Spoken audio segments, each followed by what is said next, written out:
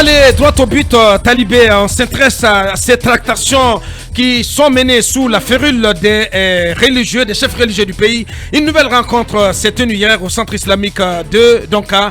Que s'est-il passé au cours du huis clos, donc censé ouvrir les négociations sur les préalables des forces vives de Guinée? C'est vous qui posez la question. Voilà, c'est un menu un tout petit peu chamboulé ce matin.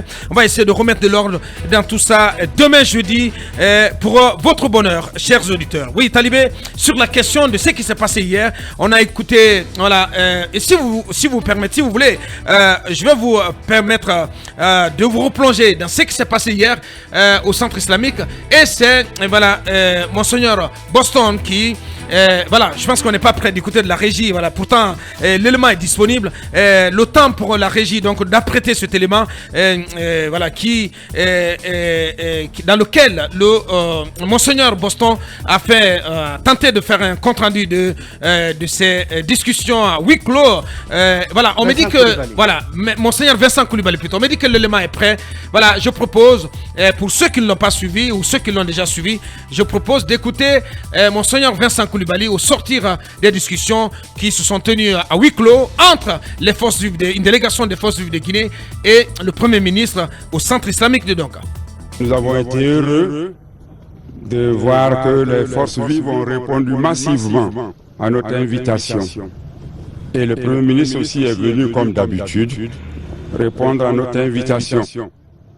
Et le débat a été très enrichissant. Les échanges étaient fructueux. Nous avons en un premier temps recensé des cas urgents auxquels il faut trouver des solutions rapides. Et une liste est en train d'être élaborée qui sera transmise aux chefs religieux et ceux-ci vont transmettre la dite liste au Premier ministre pour que ces cas urgents soient pris en considération. Et en deuxième temps, nous avons cherché à mettre en place un cadre juridique pour que toutes les décisions qu'on va prendre puissent être logées dans les lieux précis et qui puissent continuer pour le bonheur de la Guinée. Et je termine en disant que tous, du Premier ministre au dernier participant, ont vraiment pris conscience davantage pour que la Guinée est notre maison commune à construire. Et chacun doit se battre pour que cette maison soit une maison belle, une maison forte, une maison où tous les Guinéens pourront se trouver à l'aise. Bien, et voilà, ça c'est ce qui a été dit par un des chefs religieux au sortir des discussions hors caméra. Talibé, je pense qu'il faut, ce qui est important de dire ce matin, c'est que nous avons cherché à aller au-delà, Talibé, au-delà de ce qui a été dit, de ce qui a été présenté, servi à la presse, Talibé. Oui, quand vous écoutez Monseigneur Vincent Koulibaly, il parle de cas urgents. Ouais. Ces cas urgents rejoignent déjà quelques revendications des forces vives. Quelques préalables. Ouais. Quelques préalables, donc sous forme de préalables. C'est le cas des détenus sociopolitiques. Ouais. On peut bien estimer, en tout cas, nos informations nous disent qu'il en a été bel et bien cas et que les échanges ont même commencé par le rappel par les délégués des forces vives de Guinée de ces préalables auxquels ils ont montré qu'ils restent accrochés mordicus. Donc ces cas urgents dont parle Monseigneur dans cette sortie rejoignent donc la question des détenus politiques. La question des harcèlements et poursuites judiciaires. Et des poursuites judiciaires. Ouais. Et il parle d'une liste en élaboration qui sera transmise au Premier ministre. Ouais. Et justement, nos informations nous indiquent de façon plus précise Ouais. que le PM a proposé que 6 personnes soient désignées Par les forces vives. par les forces vives. Voilà. Pour, soit représentant par coalition. par coalition, Ouais. pour élaborer une liste de ceux qui, apprend-on, sont victimes de harcèlement, c'est-à-dire les détenus mais aussi ceux qui sont détenus ou mis en examen au nom de ce mis sous contrôle judiciaire. Mis sous contrôle judiciaire au nom de ce harcèlement, de ces questions de libération des détenus et des détenus politiques. Donc cette liste-là, le Premier ministre l'a demandé, devant être produite par 6 personnes proposées par... Non, c'est désormais 6 personnes désignées par les forces vives qui vont poursuivre les négociations avec le Premier ministre. Oui, mais qui devront présenter une liste. Bien entendu. La liste dont parle Monseigneur, qui parle également d'un cadre juridique. Mais au-delà, on apprend Aboubacar et tout cela. Là où ça risque de coincer, Talibé, c'est le cadre de dialogue. Parce qu'on apprend que le Premier ministre aurait dit tout simplement aux représentants des forces vives d'accepter de rejoindre le cadre de dialogue existant et tout simplement de faire des propositions à l'intérieur de ce cadre pour améliorer les conclusions auxquelles les discussions de novembre-décembre sont arrivées. Oui, s'il en est ainsi... c'est bien une proposition, selon les informations, qui aurait été tout de suite rejetée par les représentants des forces vives. Oui. Ça risque de coincer à ce niveau. Oui. Cette question, en fait, la finalité, c'est que les forces vives rejoignent effectivement le cadre de dialogue interguinéen.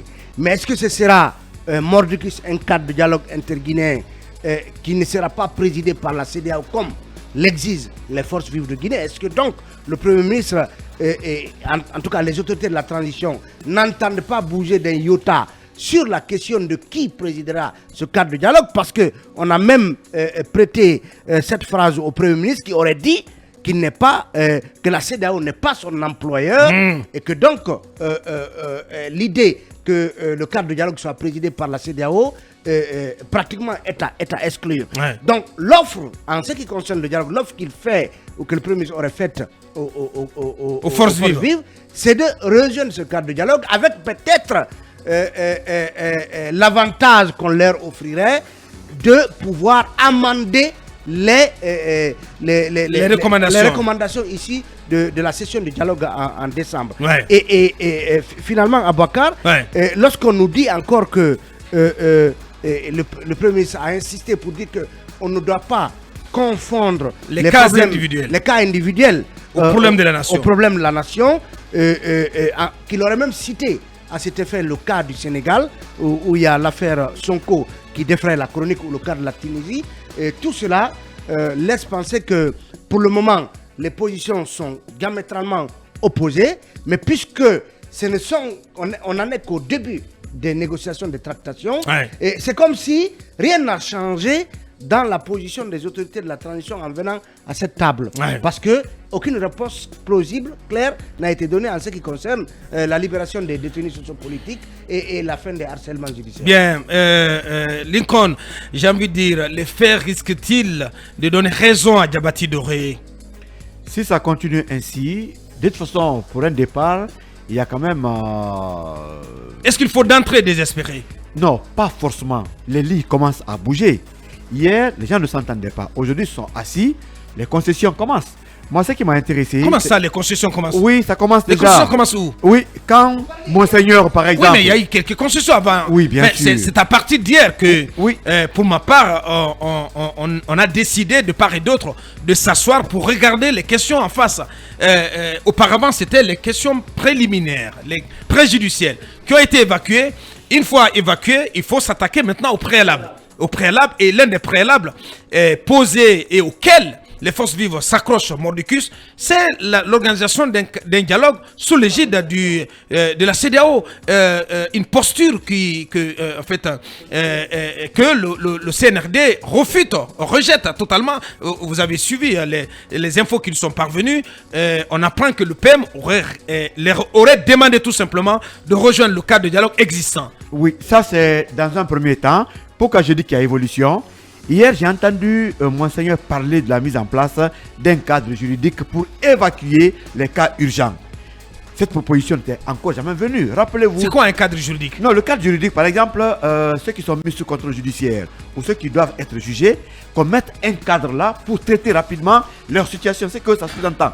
Mais contrairement au dialogue, même si on apprend que le PM aurait dit encore une fois qu'il n'est pas, il n'a pas de pouvoir là-dessus. Il n'est pas fondé de pouvoir pour prendre des décisions. Le cadre juridique est-ce que ce sont les TDR de ces négociations? Pour que les décisions fortes issues notamment de cette rencontre-là, il a dit, puissent trouver les lieux précis pour son application. Donc le cadre juridique qu'il évoque, c'est de cela il s'agit, Lincoln. Oui, mais c'est de ça que je parle. Avant, une telle proposition n'avait jamais marché. Rappelez-vous que pendant le cadre de dialogue, qu'est-ce qui est fait? Aujourd'hui, on est en train de monter avec les recommandations, on fait le folklore autour, mais contrairement au cadre de dialogue, aujourd'hui, les religieux veulent être pragmatiques. C'est vrai que ça n'a pas trop bougé, mais les lignes pourraient bouger puisque ces religieux sont capables de parler à la fois aux forces vives, mais aussi au gouvernement. Ce qui est sûr pour le moment, il n'y a pas grand-chose.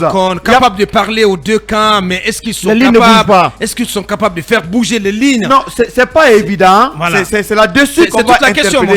C'est là-dessus qu'on va interpeller pratiquement les dirigeants de ce pays, le gouvernement.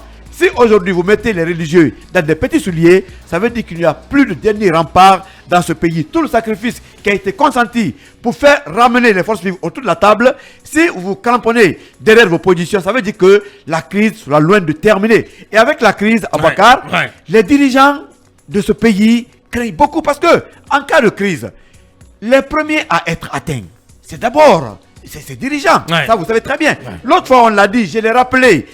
La crise a affaibli des régimes dans ce pays. C'est le cas du régime Lansana Conté qui a été affaibli par une crise. Conté était obligé d'accepter un premier ministre qui ne voulait pas. La même crise finalement a emporté, chaque fois je le dis, le capitaine Dadis qui est venu à la place de Conté. La même crise a emporté Alpha Condé parce que n'eût été ces manifestations, ces remous sociaux à travers le pays, Alpha aurait gardé le pouvoir. La même crise peut emporter n'importe quel régime à travers le monde. Emmanuel Macron faut éviter qu'elle perdure, que les crises perdurent. Voilà la preuve. Emmanuel Macron aujourd'hui évite cette crise. Une fois que vos citoyens, vos populations ne sont pas du tout contentes, il faut les écouter. Parce qu'il faut rappeler à Bakar, nous sommes dans un pouvoir qui n'est pas légitime. Écoutez les gens. Pour qu'il n'y ait pas de crise, parlez avec tous les Guinéens. Vous ne pouvez pas imposer vos idées aux Guinéens puisque votre régime n'est pas issu quand même d'élections. Aujourd'hui, il faut aller avec tous les Guinéens. C'est pourquoi dans des pays, on parle avec les terroristes, on parle avec, comment on appelle, des rebelles, on parle avec tout le monde. Vous êtes obligé d'écouter les Guinéens. Monsieur le Président, vous avez commencé quand même à négocier, accepter de négocier, accepter de faire sortir en tout cas les religieux par la grande porte. Sinon, ce pays désormais est cuit. Plus personne ne pourra intervenir en cas de problème. On ne veut pas. C'est trop alarmiste. Non, pas cela. Il faut quand même aider les religieux à apaiser la tension. Sans quoi, ces messieurs, on va les enterrer et c'est pas au bénéfice du peuple de Guinée. Bien entendu. Quand on apprend que le PM dit qu'il n'est pas un employé, bien entendu, un employé de la CEDEAO. Ça veut dire que les lignes n'ont pas du tout bougé. Hier, je vous disais qu'il n'y a pas eu de concession hier. Et voilà, le temps m'a donné raison parce que... Non. Mais nous ne parlons pas de la même chose. Non, si nous parlons de la même chose, vous devez m'écouter. Sur les questions préjudicielles. Oui, mais c'est de ça qu'il s'agit. Mais les lignes n'ont pas encore bougé. Mais sur les questions préjudicielles, ça a bougé. Non, sur les préalables, les lignes n'ont pas bougé, Aboubacar. On ne parle pas des préalables, on parle des questions préjudicielles. Mais justement... Qui ont été évacuées. Vous êtes d'accord ou pas avec nous, monsieur Aboubacar, les lignes, attendez, s'il vous plaît. Quand les principales revendications des forces vives, il s'agit d'abord dans un premier temps que le dialogue qui va s'ouvrir donc se fasse sous la médiation de la CEDEAO. Et ça, cette idée a été complètement rejetée par le PM. En tout cas, à travers sa déclaration qui nous a été remportée. Ça veut dire que sur ce premier point, les lignes n'ont pas du tout bougé.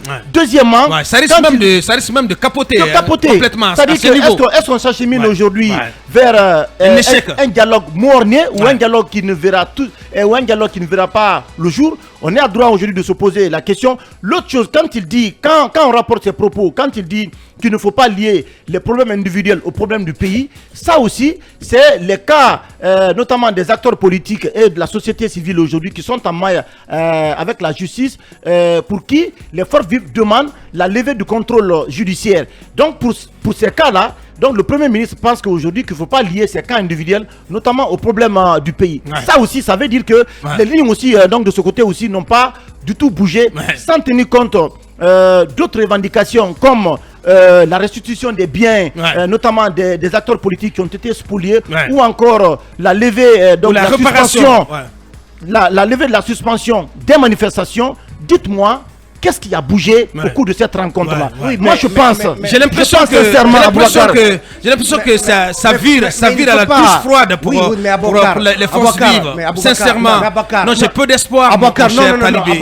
Sincèrement, non, je ne suis pas en train de dire que tout est perdu. Je ne suis pas en train de dire que la cause est perdue, Talibé. Ils se sont rencontrés. Mais le gouvernement, les choses en face. Le gouvernement n'a pas bougé. Je suis tenté de rejoindre Bassekou dans son pessimisme pascalien, mon cher. Malheureusement. Non, malheureusement, je vous disais, dites-moi sincèrement, qu'est-ce qui a bougé hier? Ils se sont rencontrés, mais sincèrement, mais j'ai l'impression aujourd'hui. Excusez, est-ce qu'en un round, en une séance, on va évacuer tous les problèmes? Oui, mais on voit déjà les prémices, Talibé. On voit les prémices, je vous assure. Mais je vous assure que je vois les prémices déjà. Mais Talibé, quand j'ai pas envie de lâcher le mot échec ce matin, mais c'est tout comme. Mais quand du côté du gouvernement, on campe plutôt, excusez-moi, on campe en Ayatollah.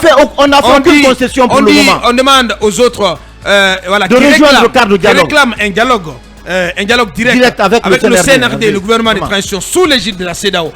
Et à ces messieurs-là qui ont fait une pause dans leurs actions sur le terrain en termes de manifestation, on leur demande tout simplement, non, rejoignez le cadre existant. Et ce qu'on peut faire, c'est de venir améliorer les conclusions qui ont déjà été obtenues. Voilà. Dites-moi, si chacun restait sur sa ligne de crête, comment on peut faire bouger les choses? Deuxièmement, Or, ce qui a été décidé à Boubacar Diallo, c'est la mise en place d'une deuxième session de cardiologue où les forces vives qui ont des revendications viendront poser tout ça. Moi, je pense que je ne vois pas sincèrement de grande volonté au niveau du gouvernement pour faire avancer. Attendez, s'il te plaît, parce que, dites-moi, il y a quelle revendication aujourd'hui majeure qui a été posée par les forces vives, donc qui ont été prises en compte par le gouvernement? J'ai l'impression pour l'instant, c'est la vérité. J'ai l'impression qu'on est dans un jeu de poker mentir. Moi, je n'ai pas envie qu'on donne raison. C'est mon point de vue, monsieur. Respectez-le. Je respecte votre point de vue, Aboubacar. J'espère que vous respecterez le mien. Mais bien sûr. Parce qu'il sera très contradictoire. Mais allez-y, voilà. Moi, je suis tenté Bon à toi, monsieur. Je suis plutôt tenté de rejoindre, Talibé l'a dit tantôt, qu'en une session, en un round, on ne peut pas régler des problèmes aussi profonds. Une crise aussi profonde, on ne peut pas la régler en une journée. C'est impossible. Pourquoi je dis quand même que les choses évoluent? Je veux dire, Manu, pourquoi ça risque de capoter? C'est pas du tout mon souhait, ni mon intention. Mais ça va coincer, ça va capoter sur la question de la mise en place d'un cadre de dialogue sous l'égide de la CEDEAO. Le gouvernement, le CNRD ne l'accepteront pas. Soit du côté des forces vives, on lâche du lest sur la question, on rejoint le cadre de dialogue. Mais si les forces vives s'accroche à cette idée de la mise en place d'un cadre de dialogue sous l'égide de la CEDEAO, ça ne marchera pas. Ça sera un dialogue morné. Je vous assure pourquoi ça marchera. Moi, je ne désespère pas. La revendication principale des forces vives pour dialoguer avec le gouvernement ou avec le CNRD, c'était l'exigence que ce dialogue soit présidé par la CEDEAO. On est descendu. C'est pas c'est l'exigence toujours. Je veux dire, on est descendu à un nouveau palier où on a quand même accepté de s'asseoir avec le gouvernement, en tout cas avec l'interconnexion des chefs religieux. ce n'est pas rien en soi. C'est pas le dialogue pour le moment. Je dis non, ce n'est pas le dialogue en soi. C'est une médiation. Mais ce qui a commencé ne peut aboutir au dialogue. Monsieur, c'est une médiation. Je sais, je suis d'accord. Voilà. Mais je dis que ce qui est en cours, est que ça aboutisse à un dialogue. Justement, et je pense que ça peut aboutir. Et si ça aboutit, voilà, justement un pré-dialogue. Si ça aboutit au dialogue, Abouakar, c'est tant mieux. Moi, j'ai dit que à partir du moment où les forces vives malheureusement, ça n'y aboutira pas, monsieur. On n'en sait rien. Attendez, ne soyez pas l'oiseau de mauvais augure, Abouakar. Soyons optimistes. Quelque chose a commencé. Les deux parties, encore une fois, ont une volonté d'écouter les chefs religieux. Et je pense que cette volonté de les écouter, qui les a amenés à s'asseoir, je le dis encore une fois, avec le Premier ministre Bernard Goumou, c'est une volonté qui peut, de mon point de vue, faire espérer quelque chose à l'arrivée. Ouais. Un élément quand même qui est important, c'est que vous avez dit... Vous restez sur non, on n'est pas sur le superficiel. Je suis désolé, sur le décorum, sur... Laissez-moi aller au bout de mon raisonnement. Ouais. Et peut-être que je quitterai le superficiel. C'est le côté clinquant des choses, voilà. Mais il sortait de là, monsieur. Ouais. Vous êtes d'accord avec moi que ces échanges ont commencé par des questions préjudicielles. Ces questions ont été évacuées. Ouais, aujourd'hui, on se retrouve autour de la table, on commence à parler des préalables. Et ces préalables également, il y a une machine qui est mise en route. Les religieux retournent avec la mise la réponse du PMA. Vient complètement remettre en cause. Parce que vous avez déjà dit cela, permettez-moi de dire. Allez-y. Ce cadre, comment on appelle ce cadre de négociation. Non, le cadre juridique qui est annoncé en soi est un élément, de mon point de vue, c'est seulement qui va pas de quoi ça retourne, ce cadre juridique. Justement, mais si c'est quelque chose qui a été accepté par les parties présentes aux échanges, c'est que pour les partis, justement, ça peut porter quelque chose. Parce que si les forces vives n'étaient pas d'accord avec cela, ça n'aurait pas été dit, ça n'aurait pas été accepté comme tel. L'autre chose, la mise en place de ce groupe de 6 personnes qui va poursuivre les échanges avec le Premier ministre. Si cela également est sorti des discussions, c'est que les forces vives sont prêtes à aller aussi à cet autre niveau des échanges. Et qu'on demande également une liste de personnes qui sont concernés par les harcèlements judiciaires. Mais tout le monde connaît, monsieur. Non, attendez, Abouakar, attention. Tout le monde connaît cette liste. Attention. On est dans un contexte quand même où, de mon point de vue, il ne faut pas que l'on soit comme qu'on regarde les acteurs comme un enfant qui vient tout simplement demander ses frais de scolarité à son père, qui est obligé de les donner sans rechigner. On parle d'un dialogue. Un dialogue, ça veut dire donner et recevoir. Et ça ne veut pas dire qu'il faut qu'on inculque dans la tête de tout le monde que c'est au gouvernement de tout donner et qu'aux forces vives ne rien donner. Si le gouvernement peut avoir accédé par exemple à la question de la levée du contrôle judiciaire, on est tous d'accord que c'est un point qui peut faire évoluer les choses. Et aujourd'hui, justement, cette volonté de demander cette liste-là, de mon point de vue, c'est si on fournit cette liste à Bernard Goumou, à votre avis, c'est pourquoi? C'est pour peut-être étudier au cas par cas. Et moi, je pense que si ce point évolue, ça veut dire qu'on monte à un nouveau palier. On est en train d'aller progressivement. De mon point de vue, c'est quelque chose qui est en route, qui ne peut pas donner de résultats tout de suite. Peut-être que... mais d'ailleurs, Bassekoul insiste là-dessus. Quand Bernard Goumou dit qu'il n'est pas... mais la réponse justement de Bernard Goumou... Quand Bernard Goumou dit qu'il n'est pas l'employé de la CEDEAO, est-ce que c'est faux? Est-ce que c'est faux? Mais c'est la réponse justement qui fait mal. Attendez. Il y a une chose. Mais dans un tel contexte, quand vous le dites, je reste sur le principe. Il y a quel rapport? Est-ce que Bernard Goumou était salarié de la CEDEAO? Mais quand tu le dis, je dis quand même une chose. Attention, Manu. Non, ça c'était une parenthèse. Ne contribuez pas à vos propos à aggraver. Non, quand même à aggraver. Au contraire, moi je suis opposé à ce pessimisme qui vise à croire que tout va capoter. Je pense que ça peut réussir. C'est un propos déplacé, monsieur. C'est un propos hors saison. Il n'en a pas besoin. On n'en a pas besoin, je vous assure. Une chose est claire, Abouakar.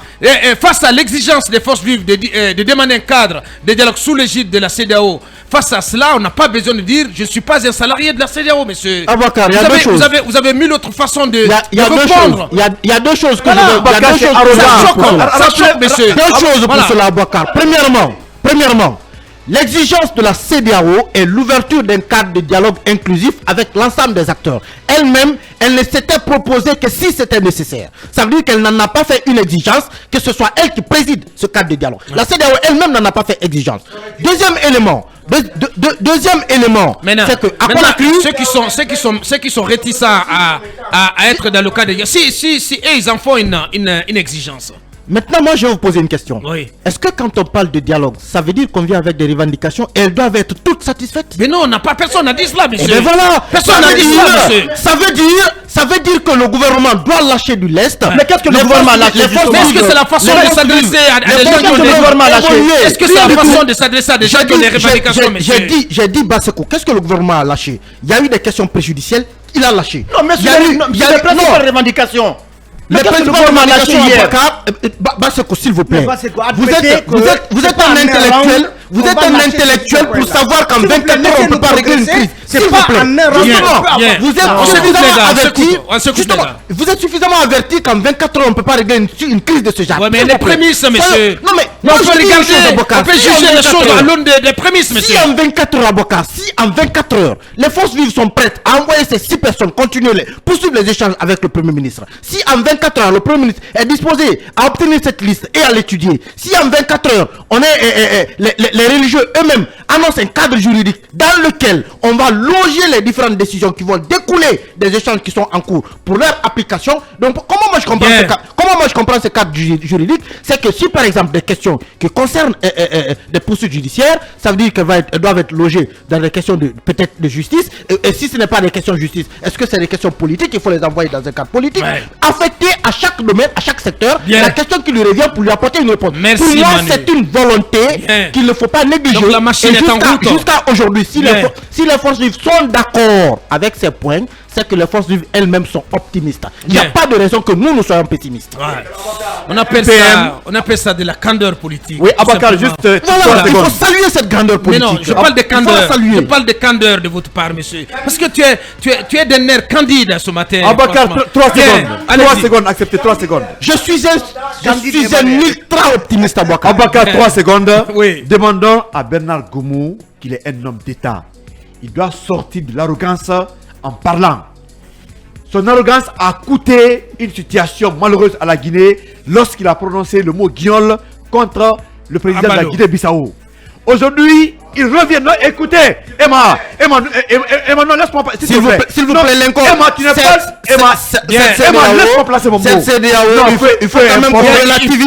Il faut qu'on relativise. Je vous rappelle que l'ensemble du gouvernement. On va s'écouter, les gars. Non, il m'a tout plusieurs fois interrompu de toute façon. Non, c'est juste pour placer cela. Je vous rappelle, Lincoln.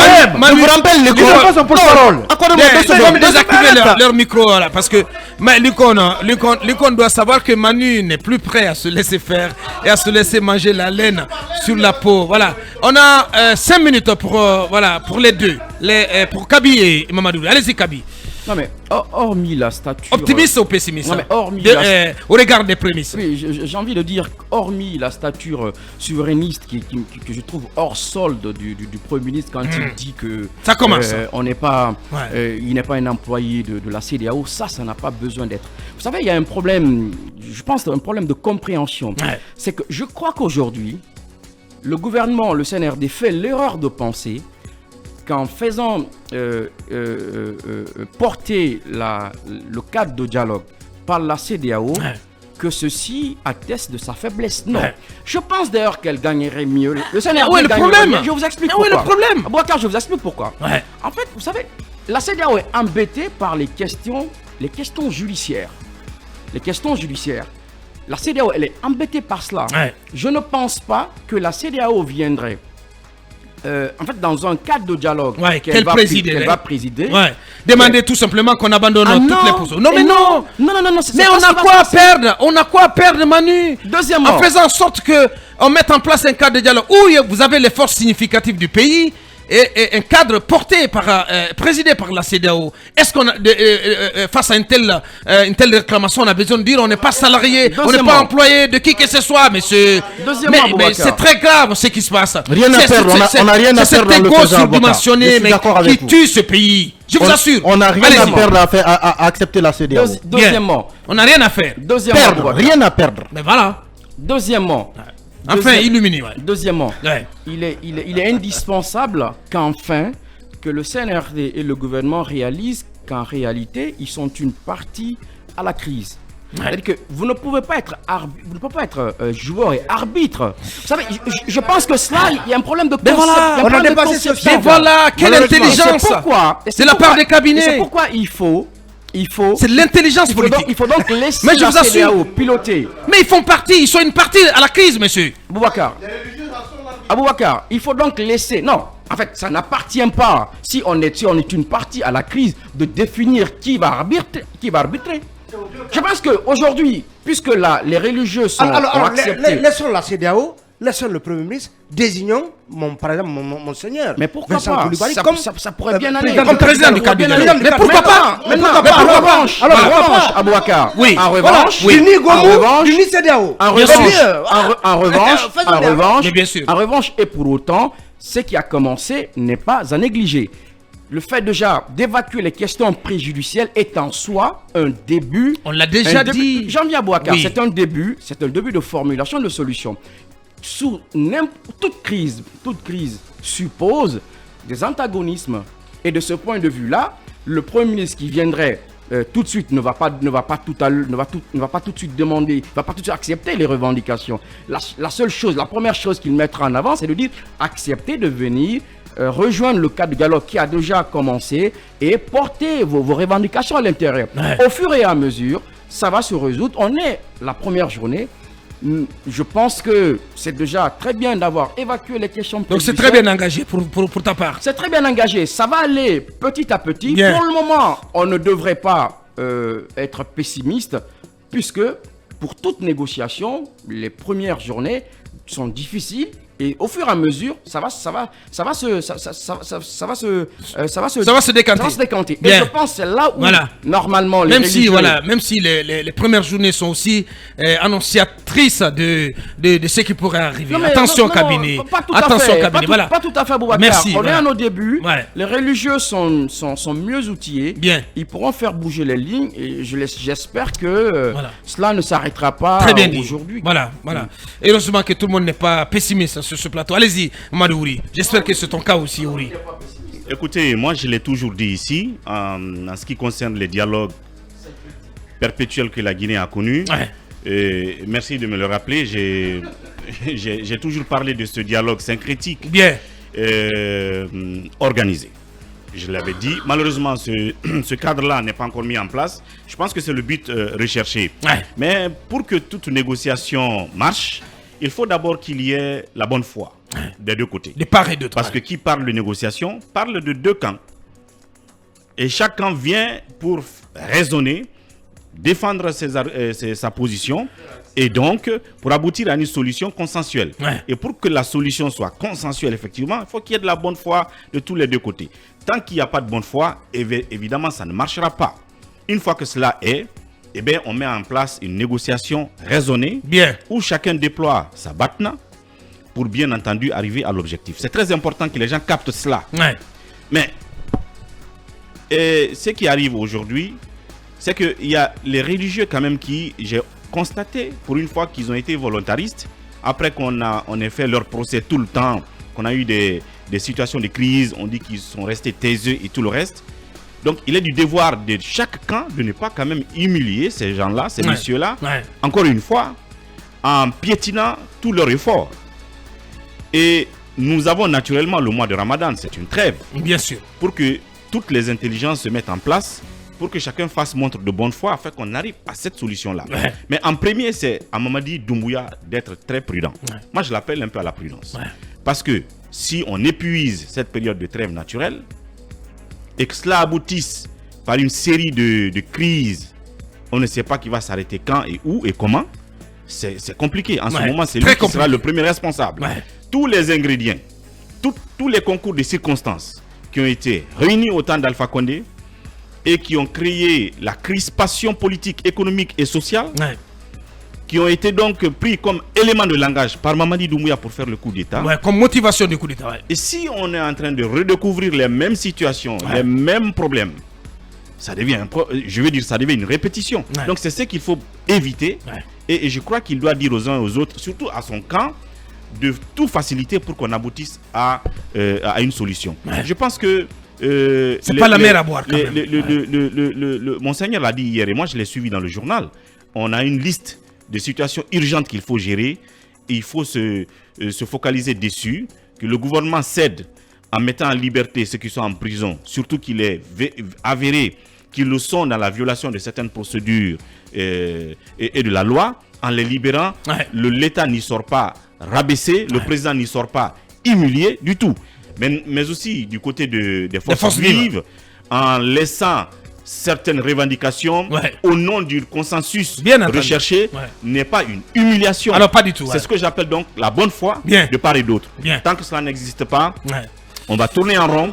Et la crise va continuer. Merci Mamadou Ouri. Et surtout, merci d'avoir été bref, parce qu'on a déjà bouffé 2 minutes dans le temps imparti à nos sponsors. Merci de continuer de nous choisir et de nous préférer. On va marquer la pause pour donc nos conseils achats.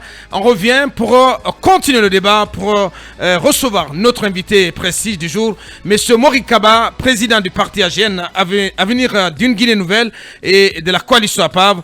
Il sera question de l'actualité et bien d'autres sujets qui seront abordés en s'accompagnant. On revient dans quelques minutes.